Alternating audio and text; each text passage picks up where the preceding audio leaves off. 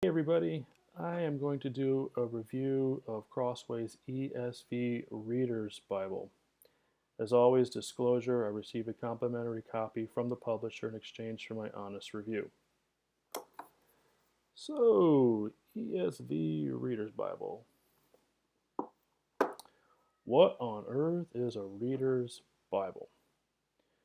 Well, if you lived prior to the 1500s, the Bible you would have had books, and that was it. You didn't see chapters and verses the way we know them today. You might have seen a few things here and there, but for the most part, it wasn't until about 1560 that the chapter and verses that we're familiar with, there were some changes, but pretty much for the most part, the ones we're familiar with came into being for the English Bible. Why is that such an important thing to know? Well, first off, when the books were written, they didn't have chapters and verses. They were simply written. And it wasn't uncommon for people to read beginning to end of every book because there were no breaks that we have today with chapters and verses.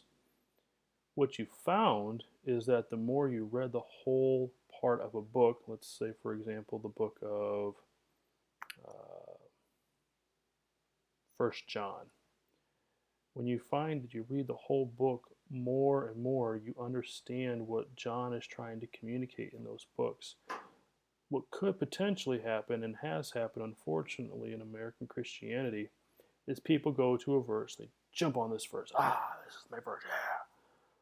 But they dismiss what is around that verse that could potentially explain what that verse is trying to communicate, or in some instances, actually do harm because that verse seems to say something, but when you read it in context, it's not that at all. What the ESV Reader's Bible has done is removed verses. They're gone. You will not find any sort of verse identifier. What do you have? I'll show you, for example. Let's turn to probably one of the most famous passages in the Old Testament, Psalm 23 in this Bible. There it is. See that? No verses. I love the fact there are no verses for some of the books that I was reading. I just picked a couple books and read through them in this Bible. The flow is so nice.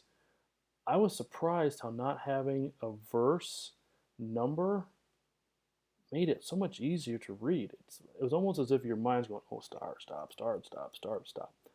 Versus reading it, you actually get a thought understanding of the whole text because you're reading and you're not having to pause. Verse 14, verse 15 can be distracting. That, I feel, can be a great benefit for personal study because you are reading in a contextual manner, not in a particular word or a particular subject matter. You're actually reading as if you had an original copy of a particular book in your hands when it was first written. No verses, gone. That said, one thing that did surprise me, this is what it looks like when you take it out, got the true tone there, is the typeface font size. I think this particular typeface at this font size needed to be just a touch larger. It's 9 points, which is good. I mean, obviously this Bible isn't a behemoth of a Bible. There's some out there that are. But because of that, for a reader's Bible, I really wanted it to be an easy read, both the text itself as well as on the eyes. I think a 10-point font would have really made a difference, at least for myself. I checked to see if there was going to be a larger print of an ESV reader coming out. Didn't see anything yet. Doesn't mean that it's not. Maybe they haven't announced anything. But If you happen to work for Crossway, take this as a big hint. I think having a little larger of a font size for a reader's Bible would be a nice thing to do. Other than that, there's a great introduction on the ESV Reader, why the ESV Reader Bible even came into existence, and their reasoning behind doing that. Page, maybe in size, I found it very helpful. The other thing, they have some maps in the back. I mean, nothing fancy. I mean,